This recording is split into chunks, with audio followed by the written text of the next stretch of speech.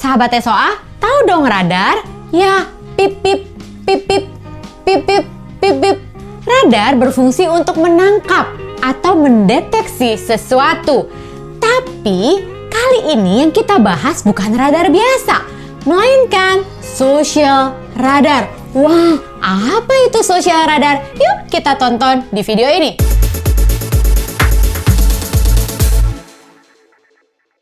Buat sahabat SOA yang baru pertama kali menonton video parenting dan education kami, boleh dong di like dan di subscribe di YouTube channel SOA Parenting dan Education. Sahabat SOA, pernah nggak Anda punya pengalaman, punya temen yang kita suka bilangnya, kok ini orang nggak peka banget ya sama situasi sosial yang ada? Contoh misalnya ketika lagi ada teman-teman kumpul, semua mukanya serius, kemudian dia tiba-tiba datang, dia bercandain, dia gangguin teman-temannya, kemudian teman-temannya bereaksi dengan ekspresi yang kesal, dia malah semakin seru gangguin dan bercandain teman-temannya. Atau contoh lain, ketika misalnya kita pergi ke mall, ada antrian berbaris, kemudian ada orang tiba-tiba datang, dia tetap mengantri sih, tapi dia mengantri secara melebar dan dia langsung berdiri di depan. Seakan-akan kayak nggak tahu bahwa orang lain mengantri dengan model antrian yang berbaris ke belakang. Sahabat SOA, sebenarnya semua manusia, semua anak-anak yang terlahir dengan kondisi otak normal atau tidak ada kondisi khusus, kita semua mempunyai social radar. Hanya saja ada yang social radarnya sinyalnya nggak pas, frekuensinya nggak bagus. Ada yang sinyalnya sangat bagus, clear, jelas. Atau bahkan ada yang sinyalnya rusak, bahkan mati, tidak berfungsi sama sekali social radarnya. Lalu bagaimana dong caranya melatih dan mengembangkan social radar pada anak-anak kita? Pertama, yang perlu kita latih dan ajarkan pada anak adalah berpikir dengan matamu. Thinking with your eyes. Tidak hanya sekedar melihat, tetapi berpikir mengenai apa yang dilihat melalui matanya. Yang kedua, thinking with your ears. Berpikir dengan telingamu.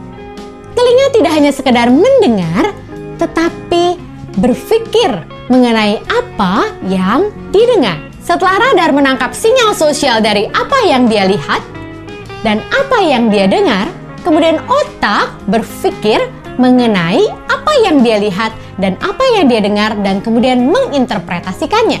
Menginterpretasikan mengenai apa? Mengenai apa yang difikirkan oleh orang lain dan dirasakan oleh orang lain.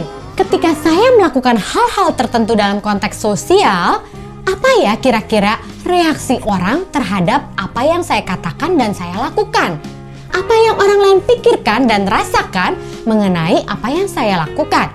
Karena thinking, berpikir, dan feeling, merasakan adalah dua komponen penting ketika kita sedang berbicara mengenai keterampilan sosial. Kembali ke contoh saya yang pertama, ketika ada satu kelompok teman-teman lagi serius, kemudian ada seorang teman datang, bercandain, mengganggu dalam konteks iseng, dan social radar dia menangkap dari mata dan telinganya, oh ekspresi teman-teman ketika aku bercandain begini, oh intonasi suara mereka ketika merespon begini. Social radar saya mendeteksi dan menangkap bahwa oh teman-teman saya sedang tidak suka nih diganggu saat ini, sedang tidak suka bercanda-canda saat ini, mereka sedang serius. Sehingga akhirnya saya memutuskan untuk tidak meneruskan. Dan saya dapat berperilaku sesuai yang diharapkan oleh konteks sosial saya saat itu, kelompok teman-teman saya pada saat itu.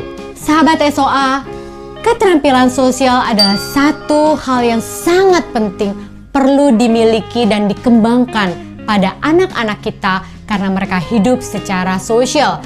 Bahkan saat ini, di saat kita sedang mengalami pandemi COVID-19, saat kita harus stay at home, work from home, dan kita bersosialisasi tidak secara fisik, bertemu tidak secara fisik, kita banyak menggunakan digital, kita banyak menggunakan sosial media, bahkan ketika kita bersosialisasi melalui sosial media, kita pun harus mempunyai social radar yang baik.